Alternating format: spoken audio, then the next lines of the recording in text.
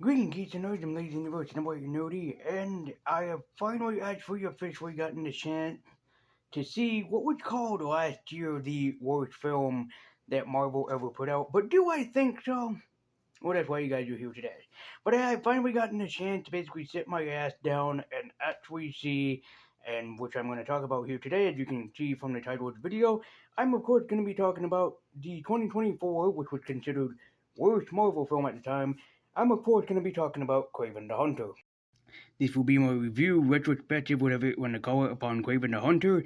So if nobody has seen Kraven the Hunter yet, but you want to watch this review, just be forewarned that there will be some spoilers. So please go and watch Kraven the Hunter first before you watch this review, or watch this review before, I don't really care. But just be forewarned for a lot of people that watch this review, just be forewarned again, spoilers. Kraven the Hunter is in the lineup of Spider-Man characters that are kind of leading up into the other Spider-Man movies, with Morbius being the start, Madam Web being in the middle, and Kraven being the last, with Marvel announcing that this will be the last standalone, basically, film that comes out of other Spider-Man characters. Should that be the way with Kraven the Hunter being the last? Quite frankly, to me, I don't really think so, but we'll speak more on that. When I talked about Morbius a couple years ago, I said that Morbius was good. It's just that basically that ending with Matt Smith becoming a vampire, it basically what destroyed the movie. As much as I loved Matt Smith, that reveal was like, really? Really? A vampire? Vampire Doctor Who? That's what you're gonna give me? But I have to say, though, in all sincerity, is that while I was watching Kraven the Hunter, I'm like, please don't tell me that this is going to have the same thing as Morbius. And I'm sad to say, it shares the same fate as Morbius. At least to me. So is this one of the worst films that I have seen? We'll come back to that later.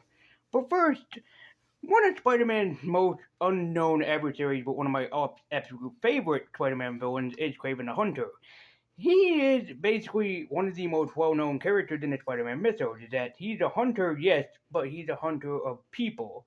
But the origin of how Kraven became Kraven is exactly what you would especially would think. So, do I disagree with everybody that Kraven the Hunter was the worst film of last year? Yes. Yes, I do. But we'll come back to that towards the end of this. But for now, let's talk about Kraven the Hunter. Which, one thing I have to point out right away is that, why did Carl Urban change places with Aaron Taylor Johnson? Why did they go from Judge Dredd to Kick-Ass? I mean, I love Kick-Ass. Judge Dredd wasn't that bad, wasn't that terrible. But why did Carl Urban change places with Aaron Taylor Johnson? I have no idea either. And in case you're wondering if you're going to see the infamous shot from the trailer of Kraven in the cave, nope. The shot of Kraven sitting on the throne, nope. So technically this movie did lie to most of us. Yeah, I'm just going to point it out right now. But let's talk about some Kraven the Hunter and see if this is like in the realm of the same realm or same sphere that I thought was the same as Morbius when I reviewed it so long ago. So, let's talk about Kraven the Hunter. Born Sergei Kravinoff, Sergei was basically what you would call not a very happy kid, as his father is, of course, a different Kravinoff of a different flavor. But their father, Kravinoff, tells them that their mother had passed away. Their mother had died. So how does he celebrate this occasion? By going to her grave? No. By taking them on a hunting expedition through Africa. Yes, instead of having a funeral for their mother, why not just take them on a hunting expedition? Where Sergei Kravinoff meets somebody named Alexei Stravinsky, and if that same name sounds familiar to you, that's because in the Spider-Man mythos, this is the Rhino. Yeah, I mean, I swear I was looking inside of a mirror. He was exactly the same thing like the Rhino. The same exact fucking thing as the Rhino. Way to go, movie. But while on their hunting trip, they the Kravinoff run into a lion known only as Czar, and they basically have to hunt him down because their father said so. As Czar attacks Sergei, basically almost killing him and bringing him to wherever the hell that he was going to eat him with, and his father does nothing but shoot the giant beast. As a woman, using a strange mixture, brings him back to life. It just so happens that, yes, this is how Kraven the Hunter gained his superpower through a strange elixir, transforming Kraven the Hunter into the legendary Kraven the Hunter. Sergei Kravinoff will become Sergei the Hunter and will kill and hunt any man that he gets in his way.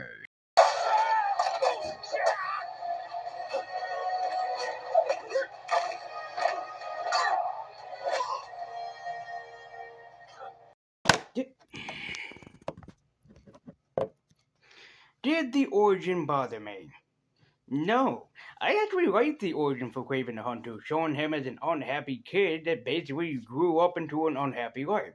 He was handed a bad deck to end his life. He just didn't have the card that he needed in order to beat his opponent.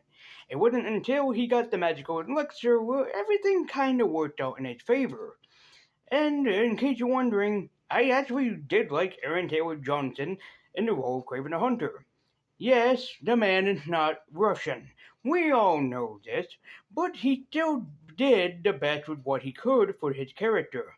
What you can say is probably the worst part about this is that it just should be focused on Kraven the Hunter.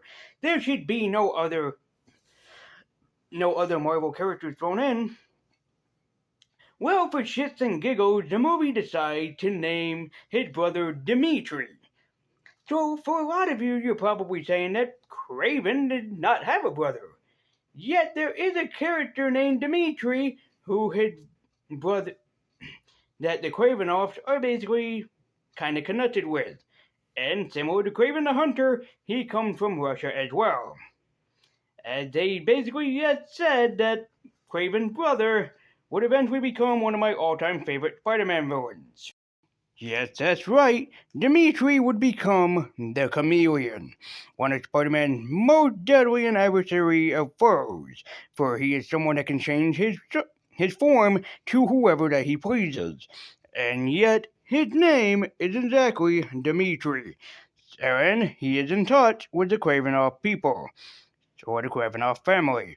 So, nice touch, but I didn't like how the film kinda handled the twist.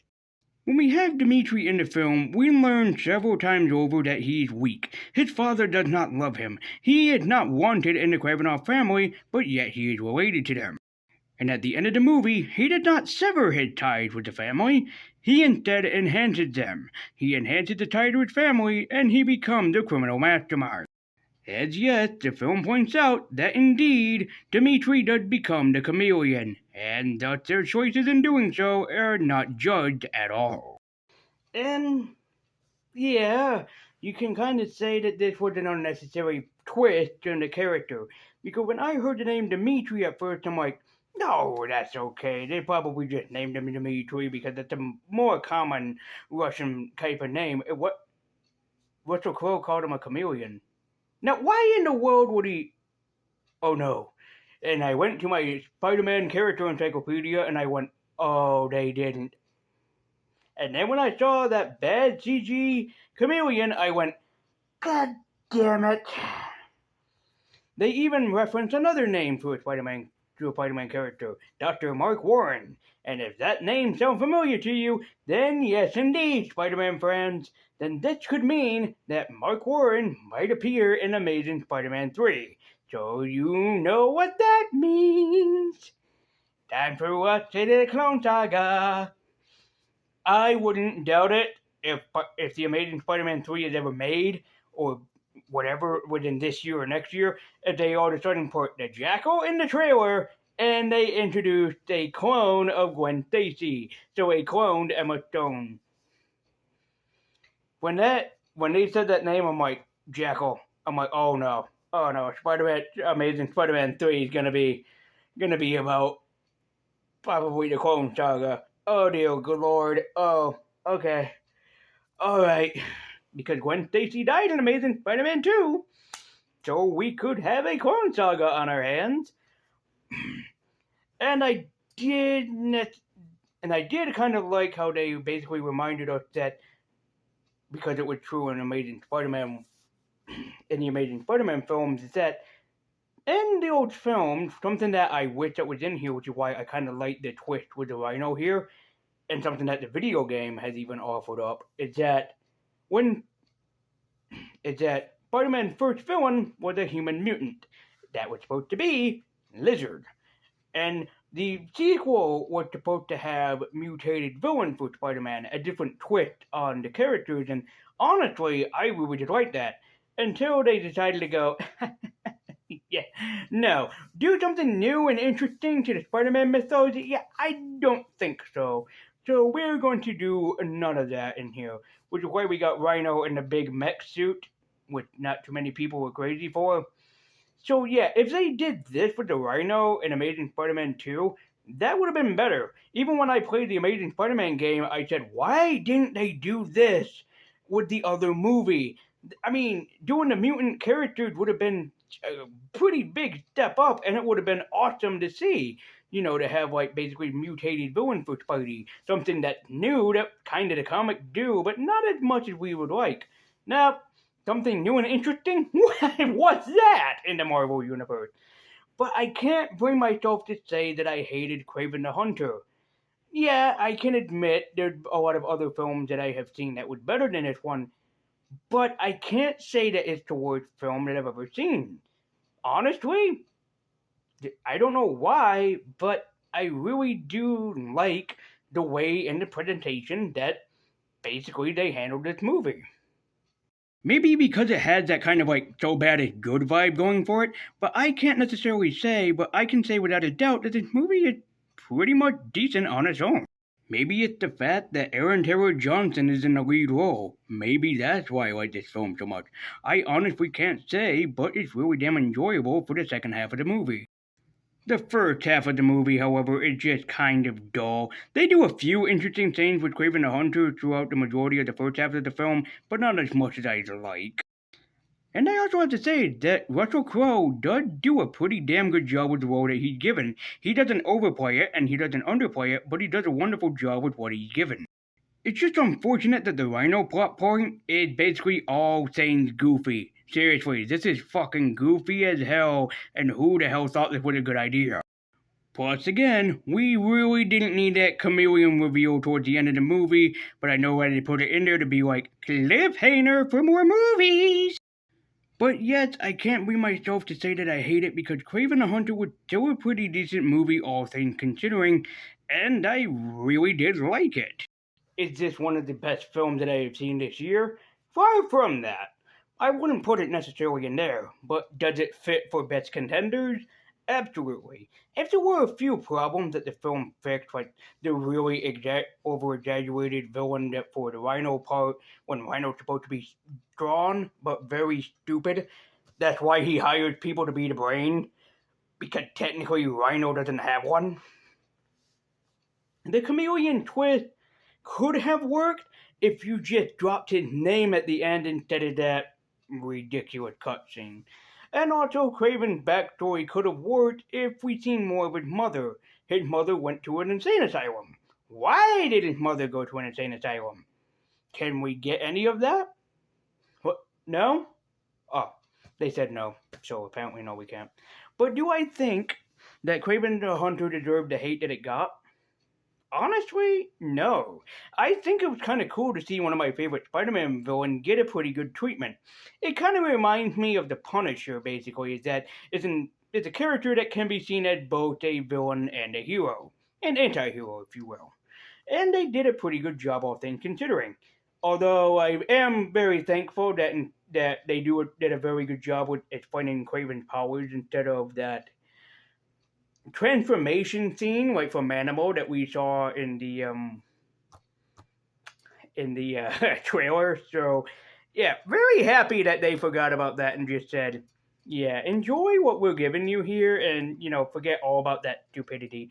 I was really hoping for a scene of him at the end, kind of like the Phantom, is sitting there on a throne and everything. But they don't tie it in, like they don't have Kraven being asked. There is no after credit scene. Trust me, I looked. I fast forward through the entire end credit. There is no um, there is no end credit scene. So if there was, it's been cut out. Which explains a lot because Avi Arad is one of the producers. Yeah, either Ari or Avi Arad. Avi Arad. Oh, good. Him. People have a love-hate relationship with Avi Arad, so me saying his name had a bunch of people go, ugh. Most people, when they think about Avi Arad, they mostly say this to most people. Shut your mouth, you mediocre clarinet player. Mediocre? I have waited so damn long to use that one clip, and it felt worth it to finally use it for once.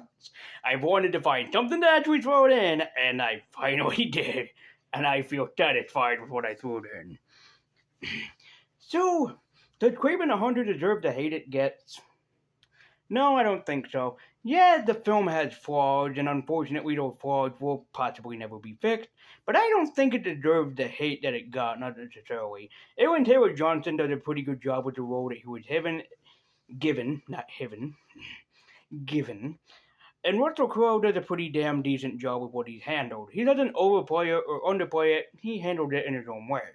It's a shame that whoever that they got for the Chameleon and Rhino could have been better, in my opinion.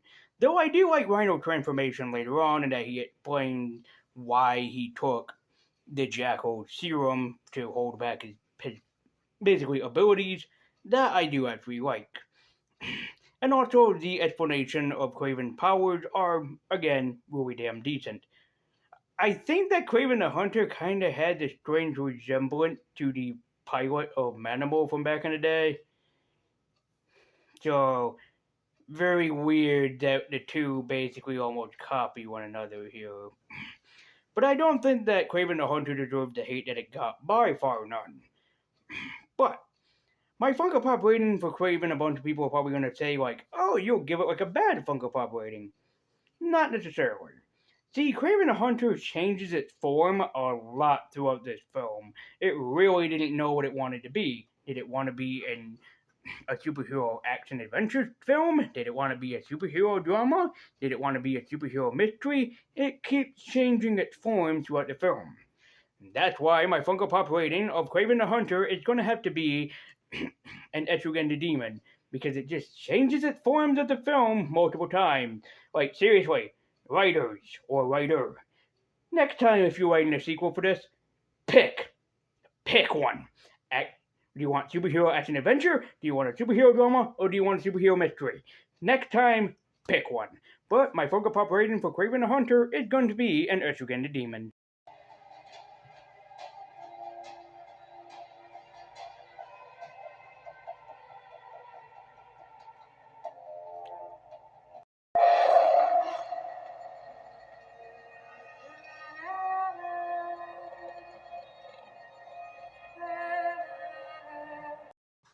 Yeah, it kind of sucks that I keep seeing film criticism just keep getting worse and worse and worse, and everybody has to listen to the critics, like on Rotten Tomatoes and Cinema Score and everything, and think that they so right about the films instead of giving it a try themselves. Isn't that right, like Blue Beetle? Which they said sucked. Ah, man, and that's why I'm here on YouTube being an optimistic critic. Even though some people probably hate my decisions for what I decide, that's what the cards I would handle was. So, let me know what you guys thought about Kraven the Hunter in the comments down below. Did you like it? Did you hate it? Make sure to let me know in the comments down below. And while you're down there, do all the YouTube things like liking, sharing, commenting, subscribing, hitting that bell icon to notify so you can be notified every single time I upload. And also, thank you so much for watching. I'm Raging the Birds. I'm Nerdy. Keep it on. And until next time, guys, and as always, take care.